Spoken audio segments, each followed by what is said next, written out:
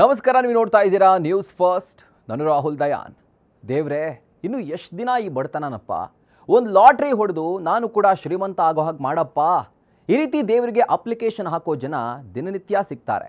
ಆದರೆ ಲಾಟ್ರಿ ಹೊಡೆದು ನೀವು ಕೋಟ್ಯಾಧಿಪತಿ ಆಗ್ತಿರೋ ಇಲ್ವೋ, ಆದರೆ ಸೈಬರ್ ಕ್ರಿಮಿಗಳ ಟಾರ್ಗೆಟ್ ಅಂತೂ ಪಕ್ಕಾ ಆಗ್ತೀರಾ.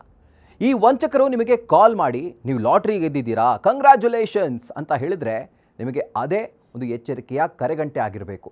ಯಾವುದೇ ಕಾರಣಕ್ಕೂ ನಿಮ್ಮ ಪರ್ಸನಲ್ ಮಾಹಿತಿ ಅಥವಾ ನಂಬಿ ಅವ್ರನ್ನ ಹಣವನ್ನು ಪಾವತಿ ಮಾಡೋಕ್ಕೆ ಹೋಗಬಾರ್ದು. ನಿಮಗೆ ಲಾಟ್ರಿ ಹೊಡೆದಿದೆ, ಆ ಹಣ ನಿಮ್ಮ ಕೈ ಸೇರಬೇಕು ಅಂತಂದರೆ ಆ ಟ್ಯಾಕ್ಸ್ ಕಟ್ಟಿ ಈ ಟ್ಯಾಕ್ಸ್ ಕಟ್ಟಿ ಅಂತ ನಂಬಿಸಿ ದುಡ್ಡು ಪೀಕ್ತಾರೆ. ಕೊನೆಗೆ ಲಾಟ್ರಿನೂ ಇಲ್ಲ, ನಿಮ್ಮ ಸ್ವಂತ ದುಡ್ಡು ಕೂಡ ಇರೋದಿಲ್ಲ. ಹಾಗಾದರೆ ಈ ಸ್ಕ್ಯಾಮ್ನಿಂದ ಬಚಾವಾಗೋಕೆ ಏನು ಮಾಡಬೇಕು? ಲಾಟ್ರಿ ಗೆದ್ದಿದ್ದೀರಾ, ಅದನ್ನು ನೀವು ಪಡೆಯೋಕೆ ಟ್ಯಾಕ್ಸ್ ಕಟ್ಟಿ, ಶಿಪ್ಪಿಂಗ್ ಫೀಸ್ ಕಟ್ಟಿ, ಹ್ಯಾಂಡ್ಲಿಂಗ್ ಚಾರ್ಜಸ್ ಕಟ್ಟಿ ಅಂದರೆ ನೀವು ನಂಬಕ್ಕೆ ಹೋಗಬೇಡಿ. ಅನಿರೀಕ್ಷಿತ ಲಾಟ್ರಿ ಗೆದ್ದಿರುವ ಕರೆಗಳು, ಮೆಸೇಜ್ಗಳು ಬಂದರೆ ಹುಷಾರಾಗಿರಿ. ಪೊಲೀಸರಿಗೆ ಅಥವಾ ಸೈಬರ್ ಕ್ರೈಮ್ಗೆ ಇದ್ರ ಬಗ್ಗೆ ಮಾಹಿತಿಯನ್ನು ನೀಡಿ. ನೆನಪಿರಲಿ, ಯಾರೂ ನಿಮಗೆ ಸುಮ್ಮನೆ ಅಷ್ಟು ದೊಡ್ಡ ಅಮೌಂಟ್ನ ಕೊಡೋದೇ ಇಲ್ಲ.